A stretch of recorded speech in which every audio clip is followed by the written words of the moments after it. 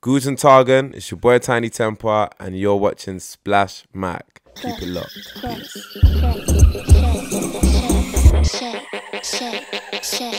From the very beginning, I've always had a global ambition. I was definitely inspired a lot by, you know, American rappers and American musicians. I think those are the artists that kind of sold me the dream and the ambition of what could happen. But, you know, then discovering artists from my own, you know, country where I'm from, Dizzy Rascal, So Solar Crew, Wiley, they made it a little bit more realistic for me. So they're the people who gave me the confidence to be able to make music and know that it had an opportunity and potential to work.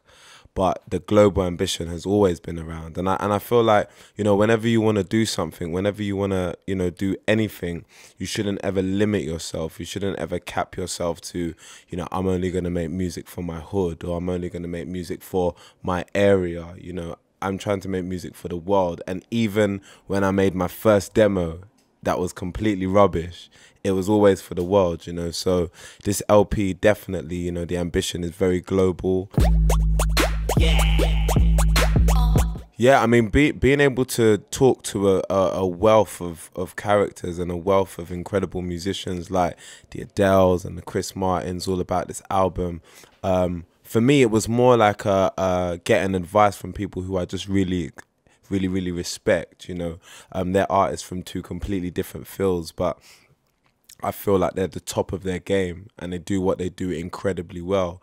So even though we make different styles of music, you know, there's so many similarities in the sense that we're making an album, we're trying to appeal to the world, you know, we're trying to tour with the album, you know. So just getting advice from them was really good, and it made me just think about things a bit more. I think coming from where I've come from, you know, I definitely think first about making music for my people. It's the intention is very global, but in my head naturally I want to make music for my boys. I want to make music for my friends. So when I talk to people like Chris Martin or Adele or you know some Lionel Richie, for example, they make me think about the bigger scale and the other people that I could be appealing to. You know, you need to think about the 30-year-old white woman in middle Germany, you know, or the, you know, 50-year-old mixed race guy in Australia, you know. So talking to them definitely gave me that scope, and it definitely helped me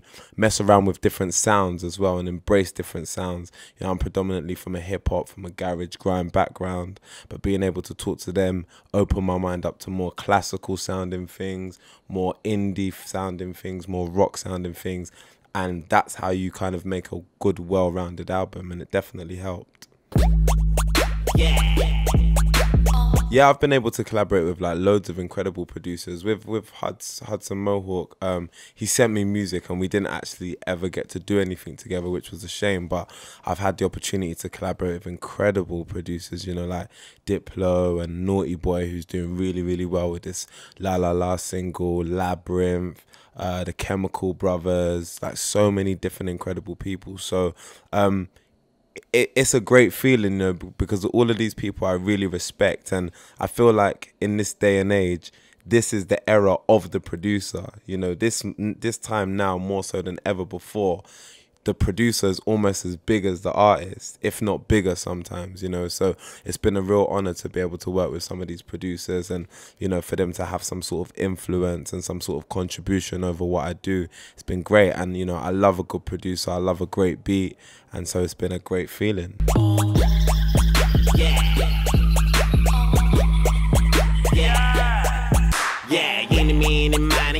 Thank God it's Friday. Please don't ask me for my ID. If I'm in your iTunes library, got my own book in my library. My mansion is so tidy, but my neighbors hate my mistress, cause she never wear no nightie. I go Fascination about Jordans is the history behind it, the hysteria behind Jordans. I'm not one of those people. I'm not going to put my hand up and say I was wearing Jordans since I was 5 years old. You know, I got my first pair of Jordans about maybe 6 years ago. and I got the Jordan 5s first. You know, they were my first ever pair.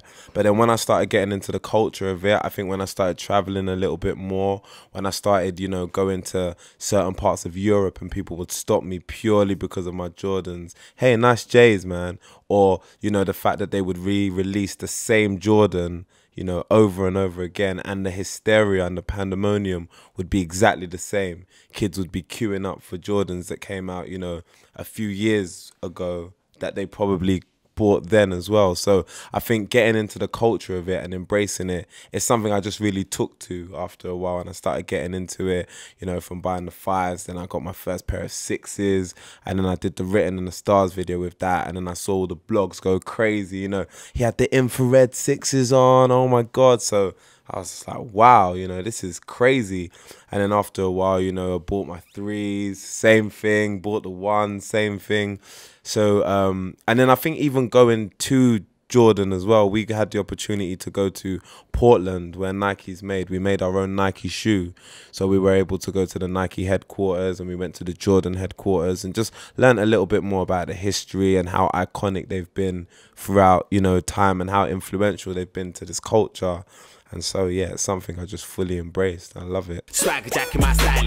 When I was a kid, I used to save up for my Nike. I mean, we were very fortunate to do a collaboration with Nike. We made a blazer. We made like 80 pairs. It was very exclusive, very, very exclusive.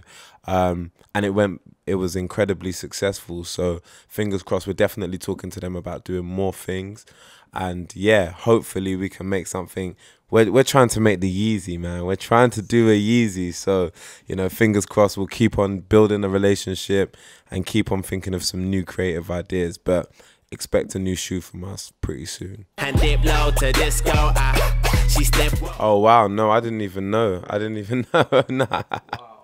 I didn't even know. But do you know what? If that has actually happened, I think it's a good thing, you know, because I feel like Star was something that it starts off very niche, and it starts off from a very, you know, small place, and then it's something that affects the masses, you know, based on the way one person dresses. I always say that, you know, you've really made it, and you know that you've really become, you know, somewhat fashionable or iconic in a fashion sense when main high street retailers, or, you know, main high street or online retailers want to emulate your look.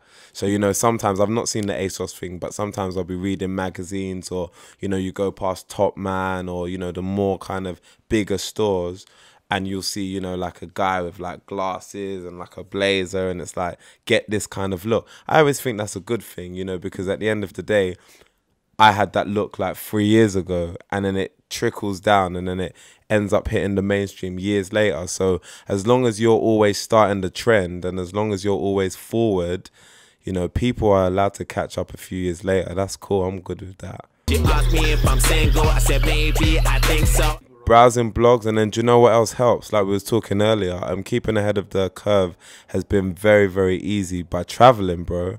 You know, like I said, you know, it wasn't long ago we was here in Berlin. I went to this one store, Soto. I ended up getting this snapback. Like 2 days later, I saw Swiss Beats. He's on his Instagram wearing the same snapback.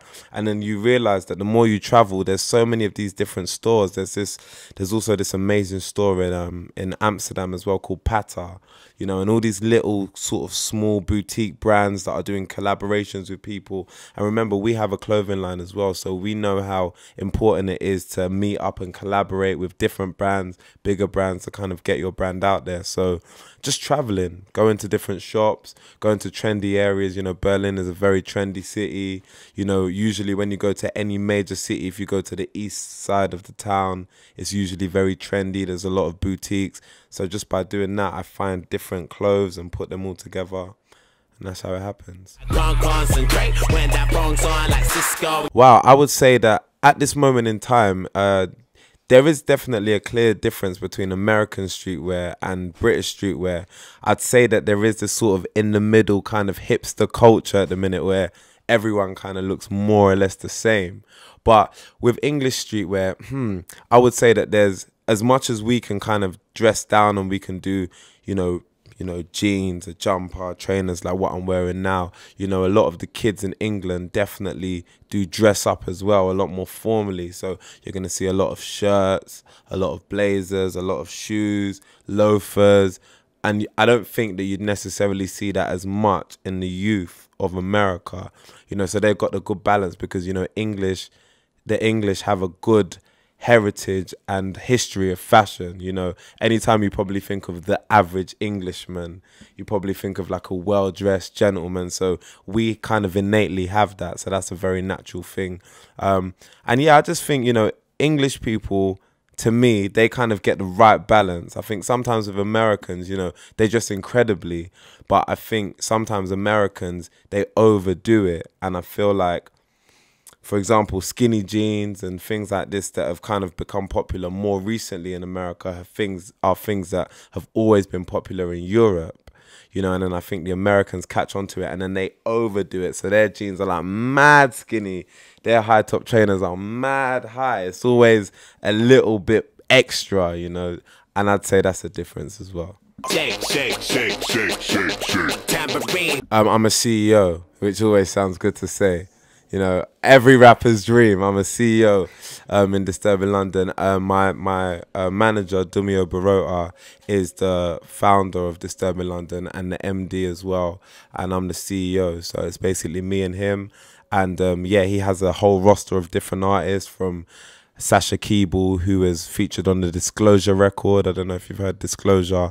We have a rapper called G Fresh, who's slightly more underground. We have a new act called All About She as well, who have just signed to Atlantic as well. So definitely doing our thing, trying. It's not just rap music. We try and cover all bases. It's not just urban fashion. We try and do everything, you know.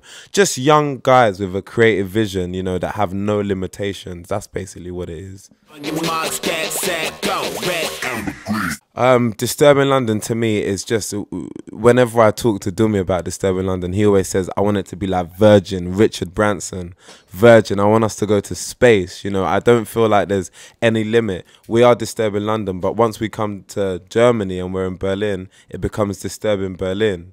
You know, once we go to America and we're in Atlanta, it becomes Disturbing Atlanta or Disturbing LA. It's a global brand. The ambition is global. So there he is over there. So yeah, I see no limit to what Disturbing London can do. Every single day a new opportunity arises, you know, whether it be TV opportunities or opportunities to invest in a drink or an alcohol brand or something. So we're always trying to push the boundaries and push the limits.